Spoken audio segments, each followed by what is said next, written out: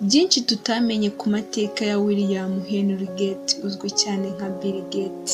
Ubukire ni kimwe mu bintu buri wese abahirimbanira muri iyi si, gusa nubwo benshi bahirimbanira ntibyoroshye kubigeraho kuko imibereho muri iyi si isa nkaho igoranye cyane kuri bamwe, ariko bitabujije ko hari abugeraho binyuze nko mu murage, mu mpano, mu mirimo bakoze n'ibindi tutarondoye muri aka kanya. Uno munsi rero tugiye kugaruka ku mateka arambuye, ubuzima ndetse n'ibindi bitandukanye kuri William Henry Gates cyangwa se uwo tuzi nk'umwe mu bakire ba mbere kuri iyi si ariwe Bill Gates. Ikaze mu kiganiro kirambuye kuri YouTube channel yacu Inzobere TV Show.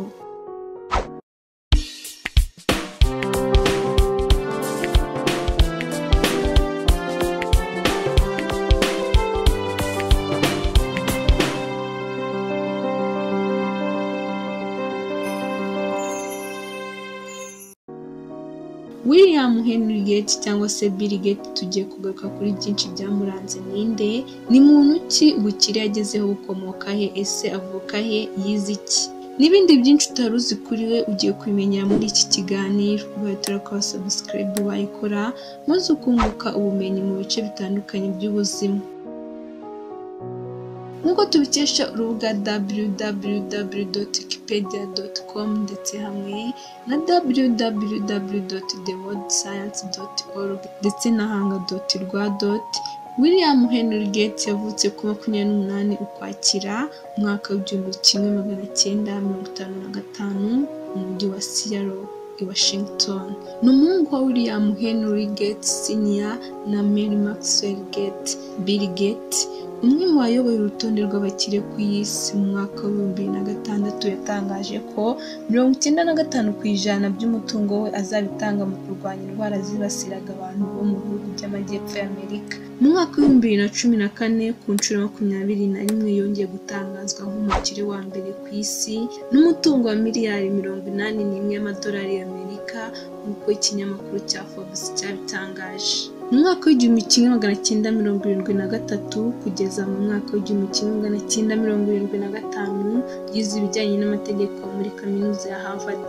Naho mu mwaka wa 2007 ahabwa impamyabushobozi y'ikirenga muri kaminuza ya Harvard. Bill Gates mu gukoresha Microsoft ku myaka 13 gusa yari amaze kuba intiti mu bijyanye na mudasobwa. Bill Gates afatanyije n'inshuti ze bafatanyije kugira ngo bagure kandi bakusanye byinshi ku byerekeranye na porogaramu za mudasobwa. Aha wakibaza impamvu uyu musore yahisemo kuba yareka ishuri. Gusa Bill Gates yari azi impamvu kandi yumvaga nta kosa ribirimo kuko yari azi aho ashaka kuba yagera. Mu mwaka w'1975 ubwo yajyaga gukorera sosiyete yitwa MITTS Microinstrumentation and Telemetry System. Icyo gihe bashakaga kwagura imikorere za mudasobwa nshya zari zigisohoka. Bill Gates na Paul Allen wari inshuti ye kuva mu bwana bwe, bajyaga baganira mu gihe cy'ibiruhuko. Ntibyatinze Bill na Paul bajya kwagura ibyerekeye ikoreshwa rya mudasobwa muri kaminuza ya Washington. Bakirangiza umwaka wa mbere gusa babaha ubushobozi bwo kuba aba programmers. Banashinga agatsinda gato kakoraga ibyerekeranye za mudasobwa. Bidatinze babanahawe ubuzima gatozi bwo gukora, aho binjizaga amadolari y'Amerika angana n'20,000. Bill Gates yaje kureka ishuri, ahubwo umwaka ukurikiyeho abakoze Microsoft yabanje kwitwa Altair 8800. Iyi niyo yatumye Bill Gates amenyekana ku rwego mpuzamahanga kuko yahise amenyekana ndetse abantu batangira kujya bayigura ngo bayikoreshe muri za mudasobwa zabo. Gusa mu mwaka w'1980 haje irindi koreshwa rya mudasobwa mu byerekeye Microsoft. Ryaje risa nkaho rishaka gukora Microsoft kuri uwo mwanya yari imaze gufata. IBM Software nayo yaje isa nkaho ishaka gukuraho Microsoft. Muri icyo gihe Microsoft yagombaga gukora cyane kugira ngo ikomeze iyobore ibyerekeye software zikoreshwa muri mudasobwa. Aha nibwo Bill Gates yatekerezaga ikindi kintu yakora kugira ngo yongere agaruke ku mwanya yari afite mu gukora software za mudasobwa. Nibwo yahise azana indi porogaramu nshya yise Windows mu mwaka w'1990. Ntibyatinze mu mwaka w'1995 hasohoka indi Windows nshya yiswe Windows 95 ifite uburyo bwo gukoreshwa budasa n'iya mbere. Ubwoko bushya bwa Windows bwabaye inkomoko y'izindi Windows ubu dukoresha harimo Windows 2000. Mu bihe bye by'akazi, Bill Gates yabaye indakemwa mu kumenyekanisha ibikorwa bye bya Windows. Nka Windows Internet Explorer yamenyekanye nk'inzira yorohereye buri wese kugira ngo ubashe gukoresha internet. Bill Gates amaze gutanga miliyari 4 z'amadolari y'Amerika zirenga mu gutanga ubufasha hirya no hino ku isi. Bill Gates avuga ko iyo ufite ubwenge kandi ukamenya kubukoresha ugera ku ntego ndetse n'imihigo uba warihaye kwese.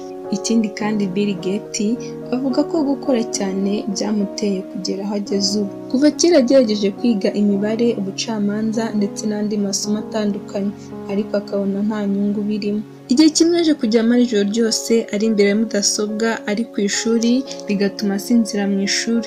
Burya kandi Bill Gates ni umugabo utuje cyane utiharira ubukire bwe, ahubwo arafasha. Imyemerere yo gukira ku muntu ntishingiye cyane ku mahirwe cyangwa ku mana, ahubwo yemera ko gukora cyane ndetse no kurushanwa ariyo nzira y'ubukire. Ese nawe ujya ugira inzozi zo kuzaba umukire? Wumvisha amateka ya Bill Gates? Ayo wumvise niyo mateka ye kugeza ubu. Bahita urakora subscribe, uyu niyo mwanya mwiza wo kuyikora ukanasangiza inshuti n'abavandimwe aya mateka. Ikiganiro cyacu nakagaruka nawe utaha. Ciao ciao.